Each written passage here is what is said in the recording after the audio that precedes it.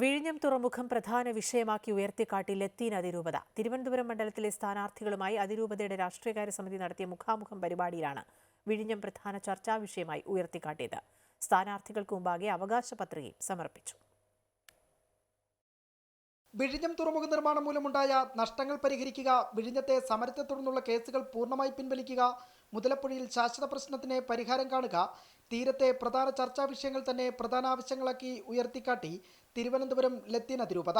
JB Koshy commission report നടപ്പാക്കണം, ജാതി census നടത്തണം, ഇങ്ങനെ ആവശ്യങ്ങളാണ് അവകാശ പത്രികയിൽ ഉള്ളത്. എല്ലാവരുടെയും അവകാശം സംരക്ഷിച്ചുള്ള വികസനമാണ് തന്റെ നയമെന്ന് NDA സ്ഥാനാർത്ഥി രാജീവ് ചന്ദ്രശേഖർ. തീരത്തെ പ്രശ്നപരിഹാരത്തിന് മാസ്റ്റർ പ്ലാനാണ് രാജീവ് ചന്ദ്രശേഖറുടെ ഉറപ്പ്.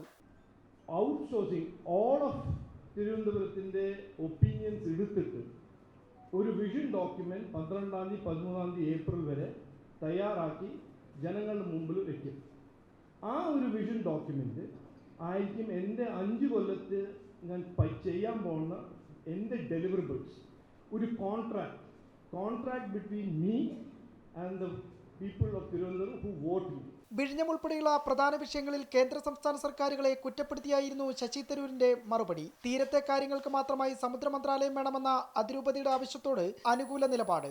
ചിലത് നമുക്ക് ചെയ്യാൻ സാധിക്കാത്തത് ഇനി അടുത്ത 2 വർഷത്തിൽ സംസ്ഥാന സർക്കാരിന്റെ ഭരണം നമ്മൾ മാറ്റിയിട്ട് കൊണ്ടുവരും.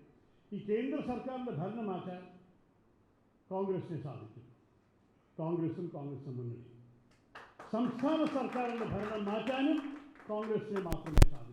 കേന്ദ്രമന്ത്രിയായ രാജീവ് ചന്ദ്രശേഖറും MP-യായ ശശി തരൂരും തിരുവനന്തപുരത്തിനായി എന്ത് ചെയ്തെന്ന ചോദ്യവും സദസ്സിൽ നിന്ന് ഉയർന്നു. അതിരൂപതയുടെ രാഷ്ട്രീയകാര്യ സമിതിയാണ് മുഖാമുഖം സംഘടിപ്പിച്ചത്. തെരഞ്ഞെടുപ്പിന്റെ പ്രചാരണ തിരക്കുകളിലായതിനാൽ LDF സ്ഥാനാർത്ഥി പന്ന്യൻ രവീന്ദ്രൻ മുഖാമുഖത്തിന് എത്തിയില്ല.